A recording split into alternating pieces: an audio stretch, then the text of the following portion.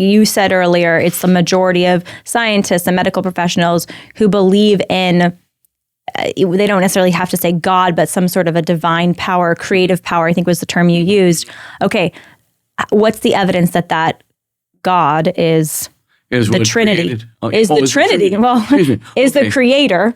Yeah. Certainly would have to be the creator of this thing, because something has to come from everything has to come from something, and this would be the something. So it is the creator. Yeah. Okay, the Christian doctrine on the Trinity, and we've got 10 minutes for this, Father. All right. I'm going to gotta respect your time, and we want you back in to do more of this. But now we've got Father, Son, Holy Spirit, and the Son is Jesus Christ 2,000 years ago, enters the world as a baby. You're right on the marker. Okay. Well, first of all, you can't prove the Trinity scientifically, but you can prove a creative power scientifically. So that's the first thing. And of course, here's the difficulty with the Trinity. You have to be very careful about how you're looking at the Trinity, but I'll just put it this way. In every metaphysical proof for the existence of God, you can only have one unrestricted entity, right? Only one infinite entity. Why is that? And by the way, this goes all the way back to Plato and Aristotle. They knew just as much as we do in our post-scientific age, right? We know, very clearly you can only have one infinity. Think about it. Let's suppose you had infinity number 1 and infinity number 2. Well, there'd have to be a difference between infinity 1 and infinity 2. Now, of course, if you said there were no difference between infinity 1 and infinity 2, there's absolutely no difference between them. They'd be the self-same entity. And if they were the self-same entity, they'd be one and only one. So if you're going to have two, you have to have a difference between them. Now think about this. It's just the old Platonic argument, right? If let's suppose then that one infinity has something, or is something, or is somewhere, or is in another dimension that the other one was not. Get it? So, of course, the other one's not in this dimension. It's not in this particular place. It doesn't have this thing. Obviously, it's finite in as much as it does not have an activity, a power, a dimension that the other one does. It's finite. And that means that second infinity would always have to be a finite infinity. But a finite infinity is a contradiction, which is a really bad no-no. So is this evidence for the oneness of God? Yes. So God, you can only have one infinite power.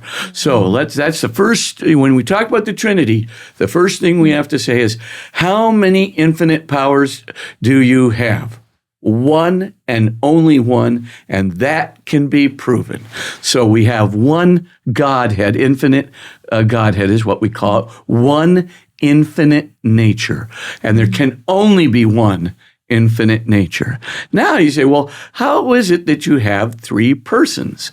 Okay, well, let's take this bottle. I'm going to talk about the what's called self-consciousness. I'm aware of this bottle.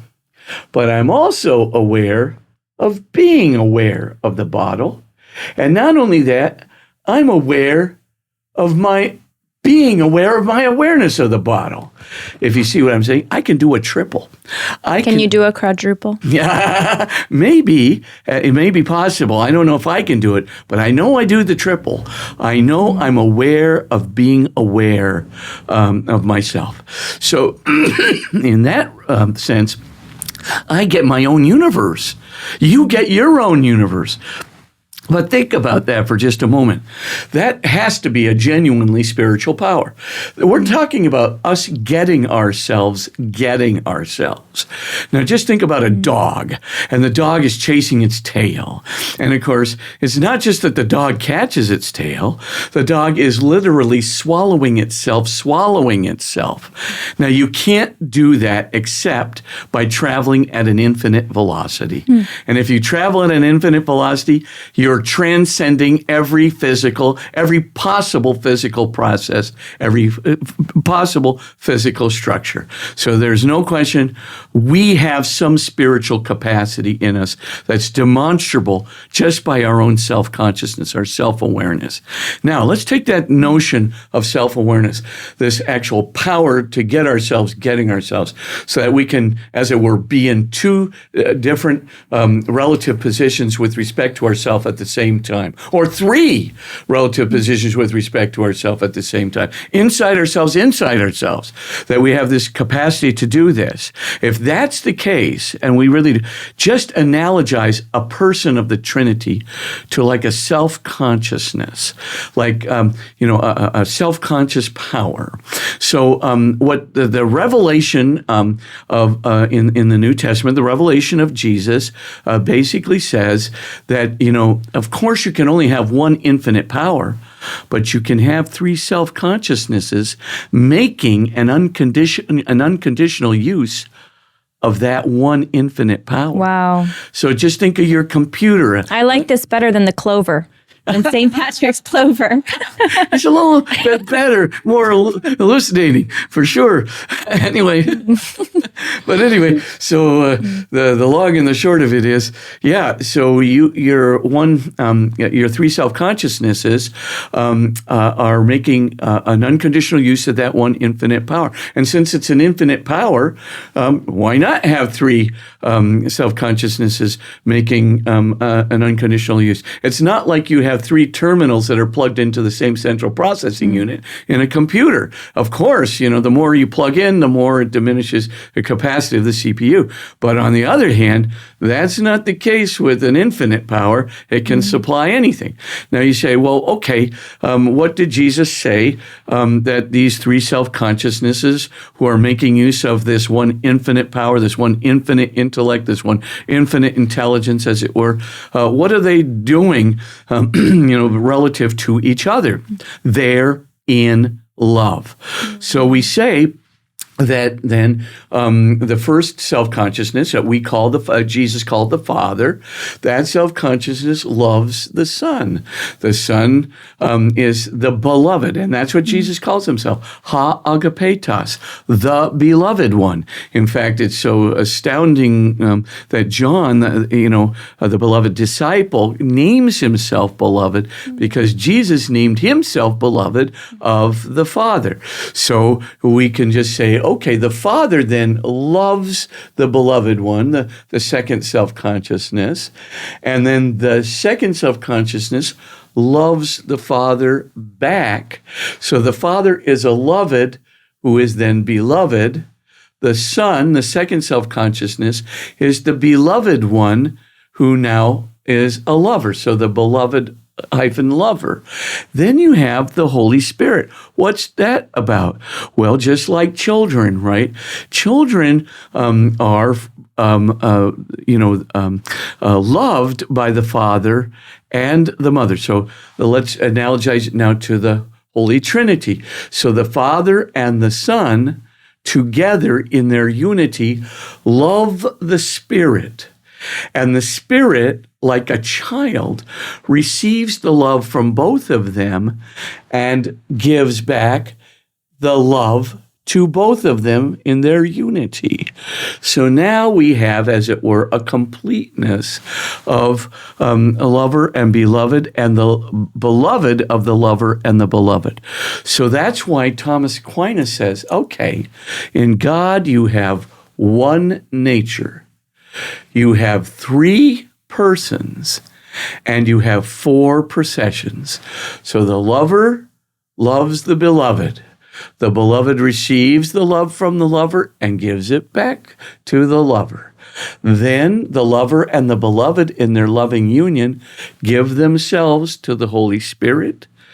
That's the third procession. The fourth is the Holy Spirit receives the love of the lover and the beloved, and he reflects it back like a child who reflects the love of the unity of the mom and dad back to them. Now, that's we call 4 processions. Now, of course, you're going to say, well, what about the number 2? We have one God, we have 3 persons, we have 4 processions. What about the number 2? Well, as the Christian church saw, this pertains to Jesus Christ. So Jesus Christ has 2 natures. So in other words, first of all, who becomes incarnate?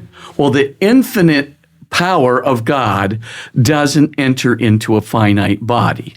That's a finite infinite. That's a contradiction. That can't happen. And the church from its very inception knew that that could never happen. So that's the first thing to notice. So when we're dealing with the Father, the Trinity, the Incarnation, we basically see that it's the second person, that second self-consciousness who's making use of the one infinite power. That second self-consciousness is what becomes incarnate. That self-consciousness, that inner universe, enters into a finite physical body. But he doesn't give up being in his infinite, making use of his infinite power with the Father and the Spirit. So he does both. Now you say, well, how can you analogize that? Well, like your dreams, right? Have you ever had this experience where your own self-consciousness, right? So, okay, here, our consciousness is here, and we're in this material, and I know that I'm talking to you, you're a real entity. But in my dreams, right, I can also have what I call dream world. And so in my dreams, my consciousness can enter into a dream, quote unquote, body. And of course, I can be flying around and I can be doing this and that. I could never do in my regular physical body, but I actually think it's me because it's my self-consciousness that's in my dream body, in my dream world. Now, you say, well, okay, all right. So now how could you have both your self-consciousness in dream world and your self-consciousness back in your body at the same time? It's at that one moment, or maybe you're falling or something from a mountain and you go, oh, this is a dream. Your self-consciousness right there is aware of the real world and the dream world and which one is which. Now, that's just an analogy. I'm not saying, but I'm trying to give you the thought, yeah, a self-consciousness can do that. And so we can basically say Jesus Christ is one person, one self-consciousness that is, making use of an infinite nature and a finite nature at the same time. There's no contradiction in this, and that's been the teaching of the church. So you think of it as one God. That's one infinite power, one Godhead, one infinite nature. 2 natures that are being used by the one self-consciousness, the second self-consciousness in the Trinity, the Son, and then 3 persons in the Trinity, right? We just, the lover of the beloved of the lover, and the beloved of the lover and the beloved, the Spirit. They are the Trinity, 3 persons in the Trinity, and 4 processions of love in the persons of the Trinity. And there pretty much is a summary of how you do that without, making contradictions right and left. So it's not proper, though, to say that God has a physical body. No. God is spirit. Yeah. But it is proper to say that the person of Jesus has human nature, which includes a body, but then why can't you say, well, then God would have a body? Well, because it's the second person. We say that the Son of God has a body. We don't say that the nature of God has a body.